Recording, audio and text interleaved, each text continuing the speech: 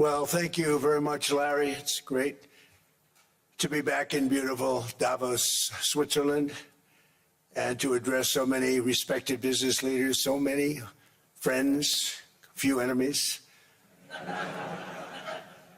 and all of the distinguished guests. It's a who's who, I will say that. I've come to this year's World Economic Forum with truly phenomenal news from America. Yesterday marked the one-year anniversary of my inauguration, and today, after 12 months back in the White House, our economy is booming, growth is exploding, productivity is surging, investment is soaring, incomes are rising, inflation has been defeated, our previously open and dangerous border is closed and virtually impenetrable. And the United States is in the midst of the fastest and most dramatic economic turnaround in our country's history. Under the Biden administration, America was plagued by the nightmare of stagflation, meaning low growth and high inflation, a recipe for misery, failure, and decline. But now, after just 1 year of my policies, we're witnessing the exact opposite. Virtually no inflation and extraordinarily high economic growth. Growth like I believe you'll see very shortly our country has never seen before, perhaps no country has ever seen before. Over the past 3 months, core inflation has been just 1.6%. Meanwhile, fourth quarter growth is projected to be 5.4%, far greater than anybody other than myself and a few others had predicted. Since the election, the stock market has set 52 all-time high records. So that's in 1 year, 52 records, adding $9 trillion in value to retirement accounts, 401ks, and people's savings. People are doing very well. They're very happy with me. Since my inauguration, we've lifted more than 1.2 million people off of food stamps, and after 4 years in which Biden secured less than $1 trillion of new investment in our country. Think of that, 1 trillion, substantially less than that.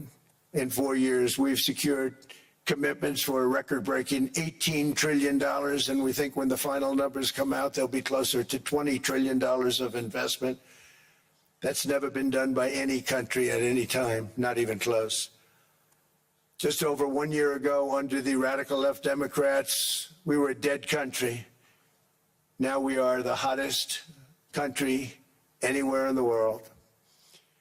In fact, the United States economy is on pace to grow at double the rate that was projected by the IMF just last April. And with my growth and tariff policies, it should be much higher. I really believe we can be much higher than that. And this is all great news, and it's great for all nations.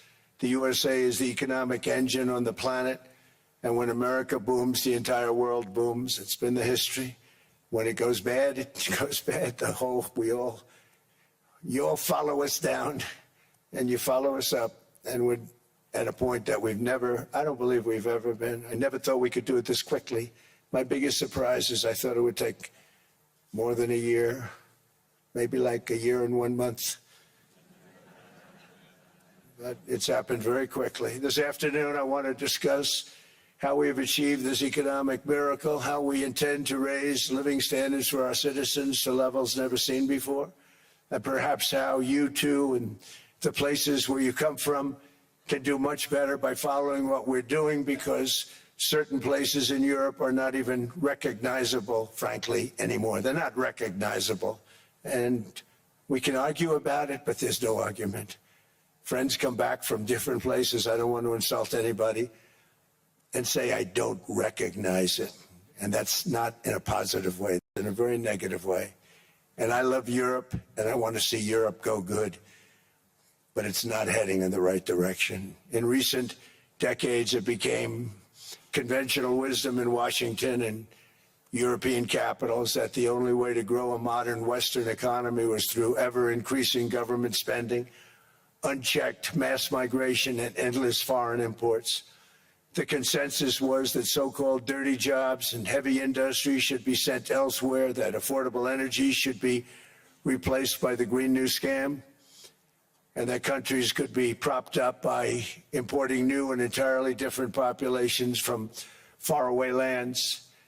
This was the path that sleepy Joe Biden administration and many other Western governments very foolishly followed, turning their backs on everything that makes nations rich and powerful and strong. And there's so much potential in so many nations. The result was record budget and trade deficits and a growing sovereign deficit driven by the largest wave of mass migration in human history. We've never seen anything like it. Quite frankly, many parts of our world are being destroyed before our very eyes, and the leaders don't even understand what's happening. And the ones that do understand aren't doing anything about it. Virtually all of the so-called experts predicted my plans to end this failed model would trigger a global recession and runaway inflation. But we have proven them wrong. It's actually just the opposite. In 1 year, our agenda has produced a transformation like America has not seen in over 100 years. Instead of closing down energy plants, we're opening them up. Instead of building ineffective, money-losing windmills, we're taking them down and not approving any. Instead of empowering bureaucrats, we're firing them, and they're going out and getting jobs in the private sector for 2 and 3 times what they were making in government. So they started off hating me when we fired them, and now they love me. Instead of raising taxes on domestic producers, we're lowering them and raising tariffs on foreign nations to pay for the damage that they've caused. In 12 months, we have removed over 270,000 bureaucrats from the federal payrolls, the largest single-year reduction in government employment since the end of World War II. Nobody thought that was coming, but we had no choice. To make a country great, you can't have all federal jobs. We've cut federal spending by $100 billion and slashed the federal budget deficit by 27% in the single year. It's going to go down quite a bit more from that, driving inflation way down from the record highs of the Biden administration. Every month, they went up and up and up. I promised to cut 10 old regulations for every single new regulation, but instead I've cut, actually till this point, 129 regulations for every one new regulation approved. So every time they come in with a new regulation, we do at least 10, but so far it's averaging out to 129, if you can believe it.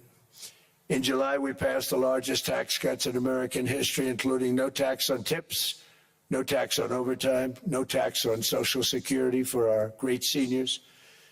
We also provided 100% expensing, that's the one they like, and bonus depreciation for all new equipment and capital investments to help companies expand and shift production to America. They are so in love with it. They build a plant, they're able to deduct it immediately, the whole thing, rather than waiting 38 to 41 years in the old days. This is a miracle taking place. Nobody thought it would ever be done by any country, but it's done by us. It was what made my first term the most successful 4-year term that we've ever had from a financial standpoint. And now we've upped it. This is a 10-year program, not a 1-year program. But you're allowed to deduct everything in 1 year. It used to be 38 to 41 years. With tariffs, we've radically reduced our ballooning trade deficit, which was the largest in world history. We were losing more than $1 trillion every single year, and it was just wasted. It was going to waste. But in 1 year, I slashed our monthly trade deficit by a staggering 77%, and all of this with no inflation, something everyone said could not be done. There were a couple of brilliant people that actually thought I was doing the right thing. I thought I was doing the right thing. Now they all think I'm doing the right thing because they can't believe the numbers. American exports are now up by more than $150 billion. Domestic steel production is up by 300,000 tons a month, and it's doubling over the next 4 months. It's doubling and tripling, and we have steel plants being built all over the country. Nobody thought they'd see that. Factory construction is up by 41%, and that number is really going to skyrocket right now because that's during a process that they're putting in to get their approvals, and we've given very, very quick, fast approvals. In the process, we've made historic trade deals with partners covering 40% of all U.S. trade. Some of the greatest companies and countries in the world. We have countries as our partner, too. The European nations, Japan, South Korea. They're our partners. They've gone into massive deals with us, especially on oil and gas. And these agreements raise growth and cause stock markets to boom, not only in the U.S., but virtually every country that came to make a deal, because, as you've learned, when the United States goes up, you follow. It's really become a staple. In America, I've stopped the nation-wrecking energy policies that drive up prices while sending jobs and factories to the world's worst polluters. They are indeed polluters. Under sleepy Joe Biden, new domestic oil and gas leases fell by 95%. Think of that. And they wonder, why was gasoline going up so fast? The gasoline actually topped $5 a gallon, and some places $7 a gallon, and more than 100 major power plants were violently shut down by incompetent people that had no idea what the hell they were doing.